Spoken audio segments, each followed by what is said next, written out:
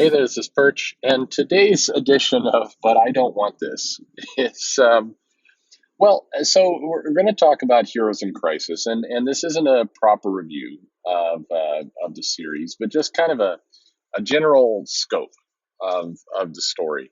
And I should start this off by saying this is one of the tough things that I think fans have to wrap their heads around, or or anyone who enjoys a property, whether it's Star Wars or whether it's comic books or whether it's who knows. I mean, there's a whole Big Bang Theory fan community for some unknown, ungodly reason, and they all have kind of views on how the show could go, and you get fan fiction, and you get hopes and desires. You get people shipping certain characters, so they really want to see. Usually, it's romantic, but they really want to see this happen or that happen. Harry Potter is again filled with fan fiction. That one's a little better or a little easier, I guess, in the sense that the books are done. So people are kind of inventing new things here and there, but they're not kind of prodding J.K. Rowling to write her next book with a certain romance or a certain plot development. And in a lot of cases, some of this kind of yearning and desire for something to happen in a book gets, I don't want to use the word toxic because it's been overused, but gets, well, let's use a better word. It gets pathetic. So, for example, the Donny Cates Venom series, there was a segment of the fan community that wanted to explore kind of a homosexual relationship between Eddie Brock and the Venom and the hosts, that they were, it was a symbiotic relationship between the two, and that there was actually some romance is the wrong word, but just a relationship between the two, that Eddie would be kind of symbiote sexual. I'm not sure what that would be, but anyway, that there was a real connection there. And Kate's Donnie said no. Basically, they kind of in a throwaway comment. No, I'm not going to do that. Which anyone in their right mind could have told you that Marvel is not going to start publishing a comic that way. Even with all the criticism of Marvel and various things that they're going to go chase, there's things that are just they're just certain weird. I don't see Marvel's not going to be tackling bestiality anytime soon in their comic, for example. It's not going to be happening. No matter how much people would really like it to happen, it's not going to be happening. I say this and unaware of next year's summer event with Tigra. Anyway, but the other side to that is, well, I guess the point is fans can't always get what they want, and that's not a bad thing. Sometimes what fans want is stupid. I know sometimes what fans want is not stupid. It's actually good. You could say, well, the fan's the buyer. The buyer should always win. Well, not always. I mean, in this Venom scenario, there are some people who claim, whether they would or not, who knows, that they would be bigger buyers, that they would go all in on this Venom Eddie relationship. And Marvel's like, no, I'm not going to do that. Should Marvel just listen to every fan? Well, of course, pragmatically, you can't listen to every fan. You can't do what everyone wants, or it's just impossible. You've got differing opinions, you've got conflicting opinions, you've got people who want a little bit of everything, and you can't do everything. So you're going to be picking and choosing. And a smart company will look for the majority and look for the money and where it is, and they will steer into that group. And a daring company might look at a segment of that group, maybe a smaller part, and say, hey, the upside to that segment is bigger than the group I have, so I'm going to steer into the new segment and see if I can make some money there.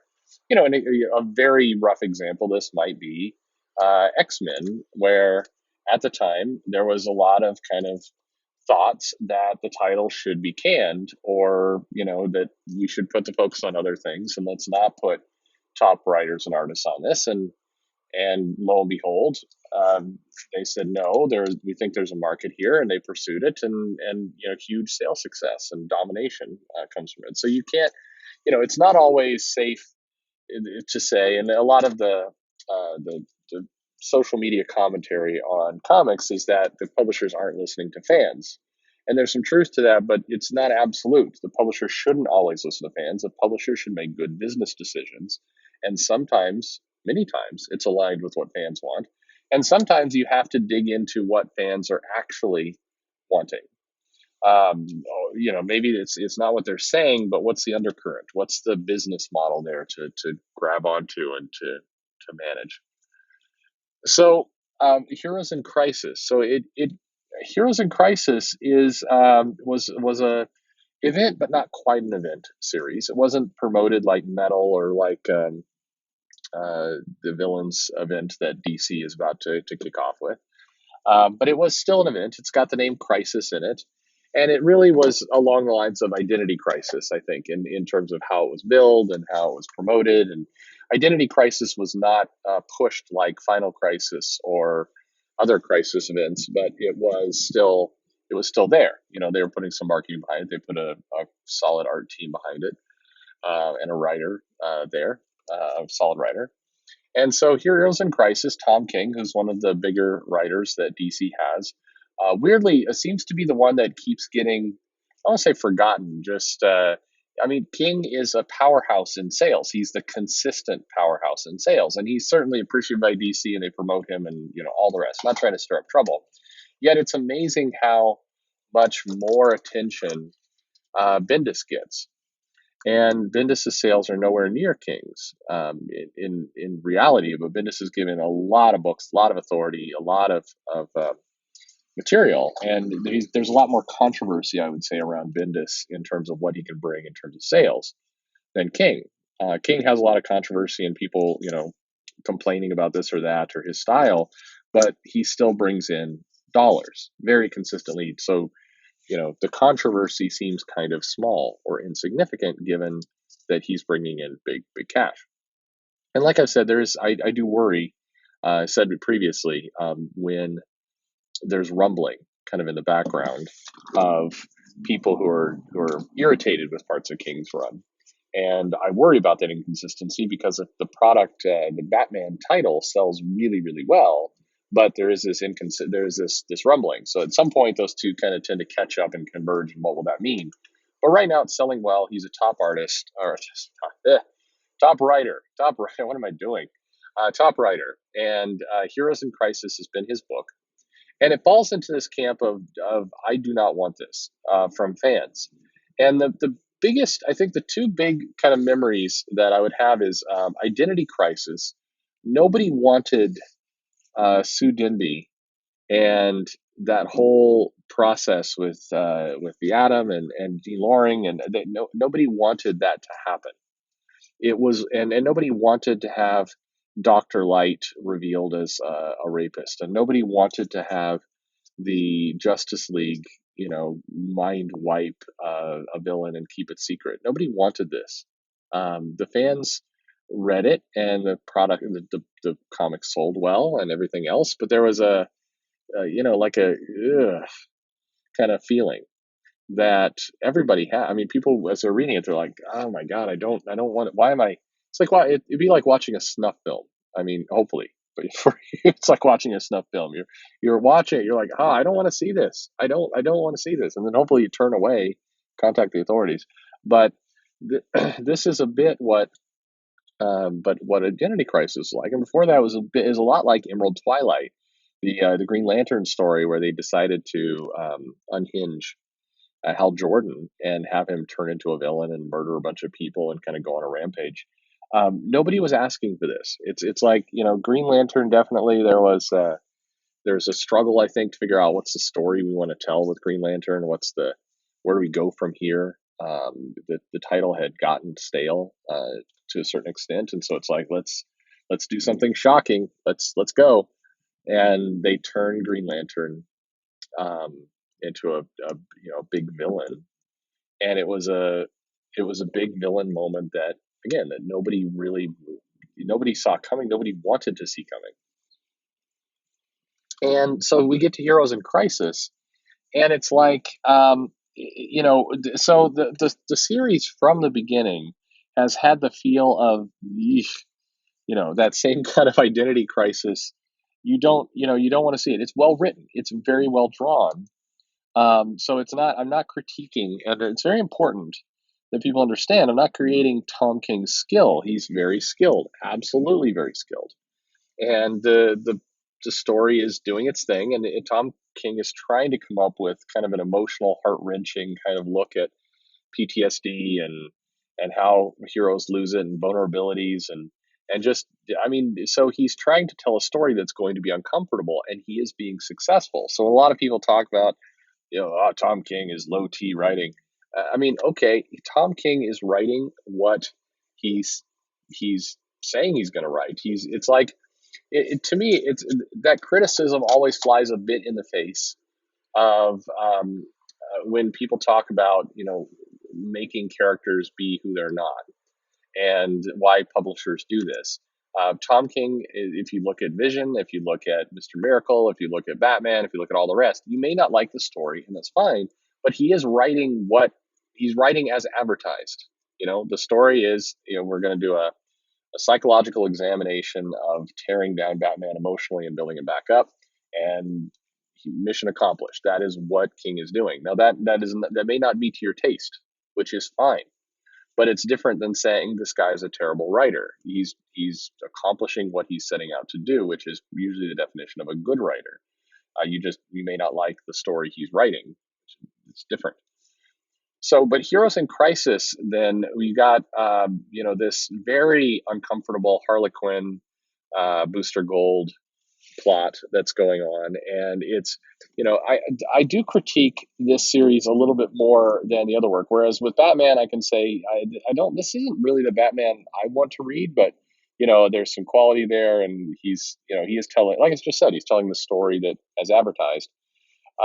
With Heroes in Crisis, there's a couple of complaints I have about this event. It took me a long time to get here.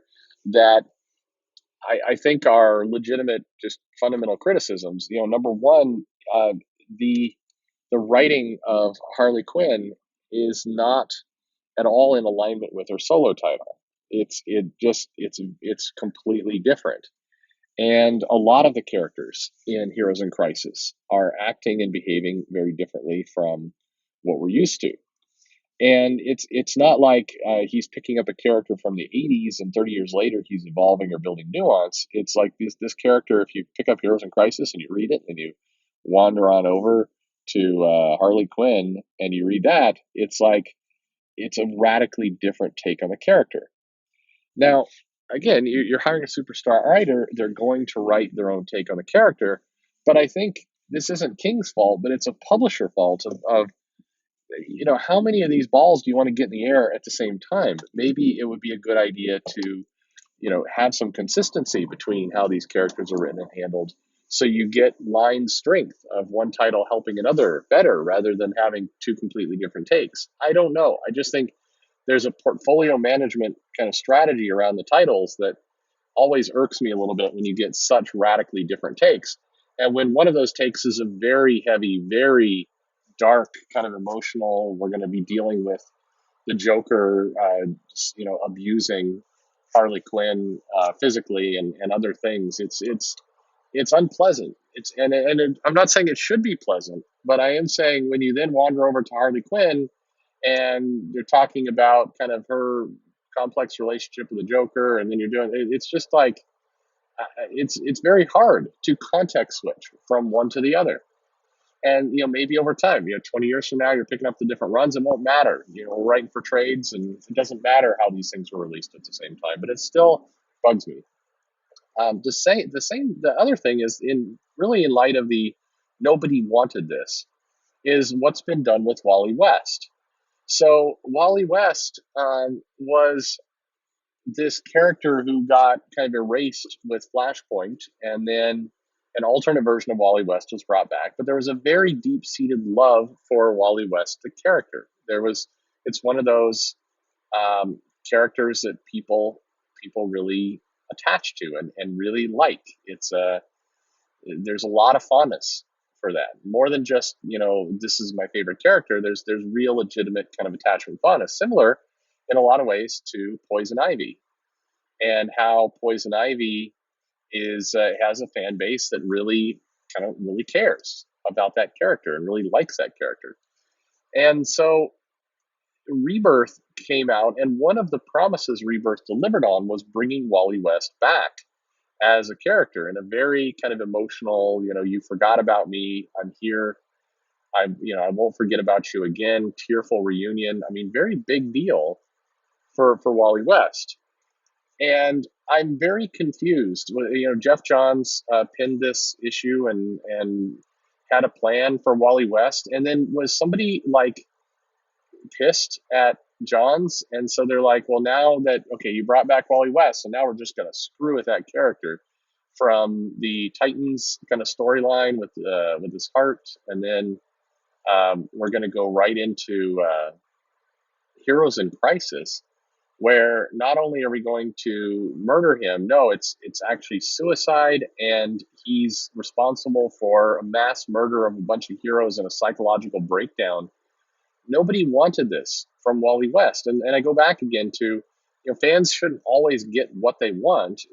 There's times you want to take a bold move and kind of shift the story and shift the narrative in a different direction, and it opens up the door to a lot of opportunities in business and stories and creative telling and all the rest.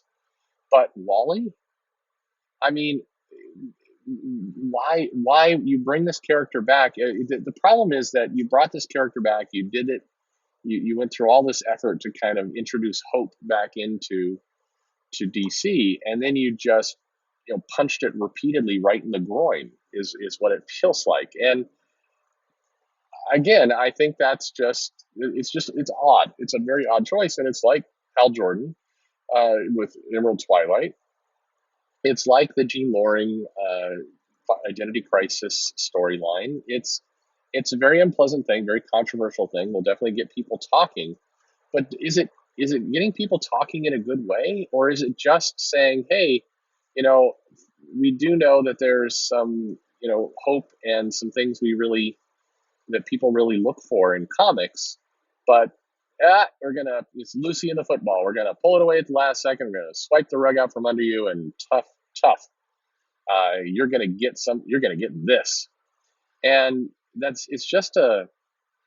it's a strange move. It's a strange business move. It's an ugly move at a time where comics are trying to find their footing and really understand how they're going to evolve into the next era, and they will continue and everything else. But it's just such a strange decision. I mean, I think if you're going to do something like this with this character, why wouldn't you do it with, say, Jason Todd? Why wouldn't you do it with? There's other characters. I mean, if you first of all, if you really feel compelled, you have to do a big therapy, PTSD, death, suicide story that's going to be very grim and tough to read. First of all, is that really what you want to do 2 years after you made a big pledge and commitment to bring back some optimism and some hope and some fan service? Is that really the story you want to tell in the first place? But second, why would you do this to a character who was off the shelf for quite a while, who came back to a lot of happiness and appreciation from fans, when you have other characters that would probably fit the bill just as well or better? Wouldn't have been as shocking, maybe, wouldn't have been as traumatic, but still, how will this be remembered? I think if you go too far down the path of giving fans what they don't want, I think you may isolate them. A lot of people who will jump up and down and say, I'll never buy another comic again, are the exact people who absolutely will. But is it good to just continue to poke and prod and kind of send a message to the readers, to your buyers, that you're going to go in a direction they don't want? You will lose some attachment. Maybe they keep buying, but you need to give people a reason to cheer. You need to give people a reason to feel attached. The company gave people a reason to feel attached to Wally. That's how they got themselves into this position in the first place. And so cashing in on that commitment it's a tough move. But that's kind of my take on Heroes of Crisis. I mean, fan service. What do you do? It's a hard way to know where to draw the line. It's hard to know where you're going to do that.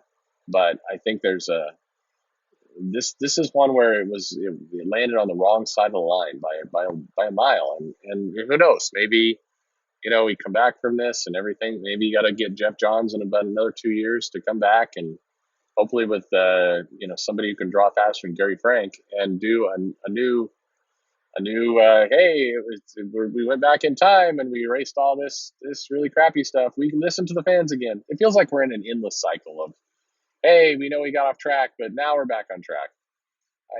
Maybe just stay on track for a while. How about that? How about you just stay on track? That'd be good. Anyway, this got a bit long. Thanks for listening. Hey, hit the bell to notify, subscribe. Try and mix them up a little bit. Give me some topics on social media, what you want me to talk about. Am I wrong? Is Heroes in Crisis just amazing, and this is a good evolution for the character, and I don't know what I'm talking about? I'm being too serious. Maybe. Let me know. Thanks for listening.